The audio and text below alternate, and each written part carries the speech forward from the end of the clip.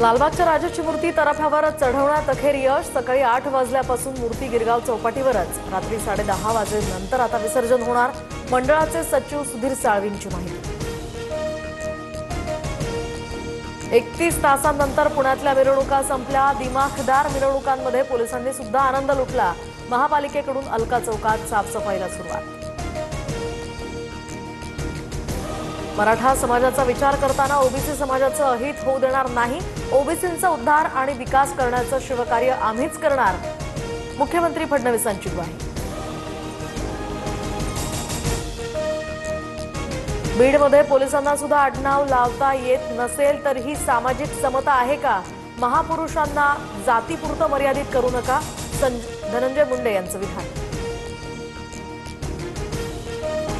कल्याण डोंबिवली महापालिकेच्या वसंत व्हॅली प्रसूतिगृहामध्ये एका दिवसाच्या बालिकेचा मृत्यू। डॉक्टरांनी ऑक्सिजन न दिल्यानं चिमुकलीचा मृत्यू झाल्याचा नातेवाईकांचा आरोप, तर दूध पाजल्यानंतर ढेकर न आल्यामुळे मृत्यू, रुग्णालयाचं स्पष्टीकरण। नंदुरबारच्या शहादा तालुक्यातील मुसळधार पावसामुळे नदी नाले ओव्हरफ्लो।